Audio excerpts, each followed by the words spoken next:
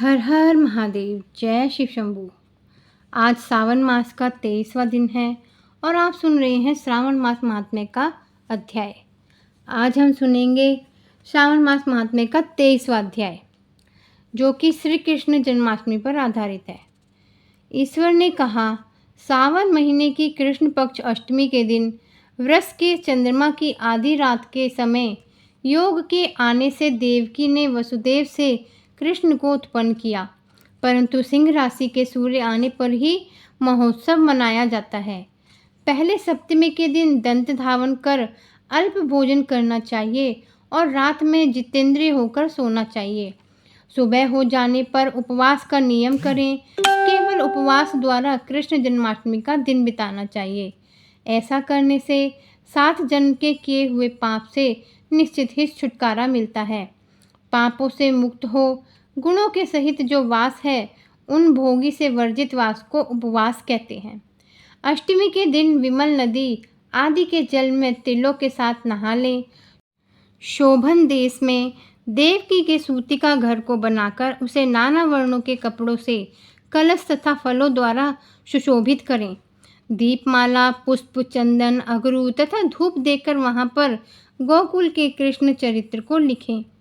वाद्य शब्द, नृत्य गान आदि मंगल करने चाहिए। उसके बीच हिस्से में षष्ठी देवी सहित कृष्ण की प्रतिमा रखनी चाहिए।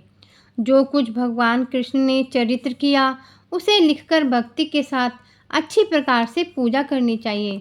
16 उपचार द्वारा देवकी मंत्र से देवकी की पूजा करनी चाहिए।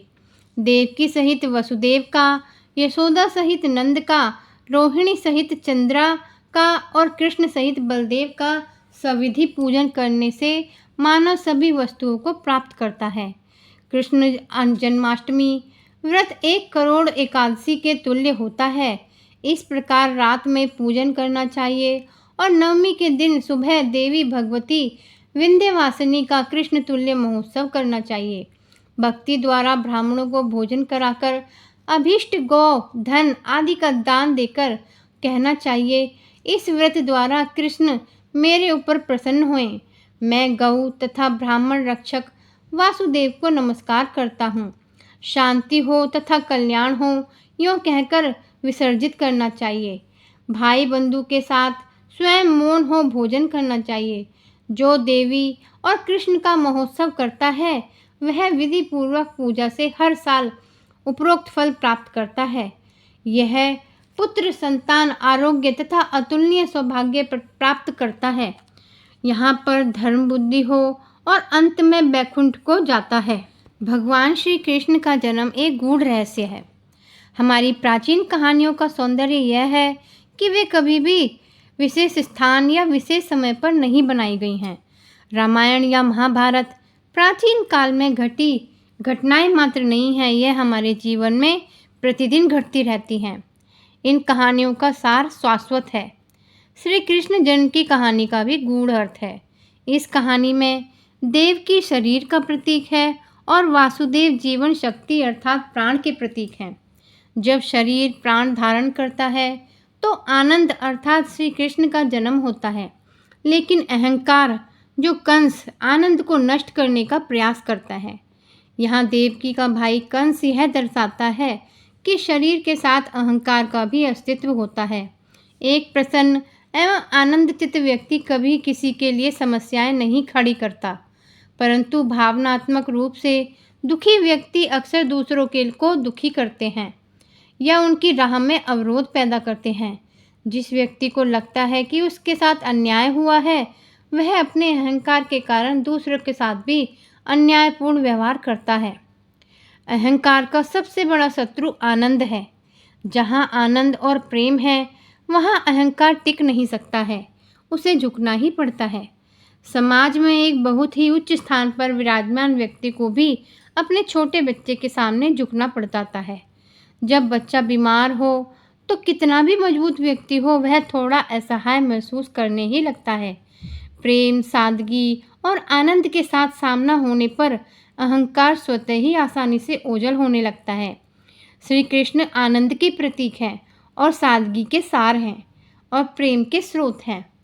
कंस के द्वारा देवकी और वसुदेव को कारावास में डालना इस बात का सूचक है कि जब अहंकार बढ़ जाता है तब शरीर एक जेल की तरह हो जाता है। जब श्री कृष्ण का जन्म हुआ था तब जेल के पहरेदार सो गए थे। यहाँ पहरेदार वह इंद्रियां हैं जो अहंकार की रक्षा कर रही हैं, क्योंकि जब वह जागता है तो बहिर्मुखी हो जाता है।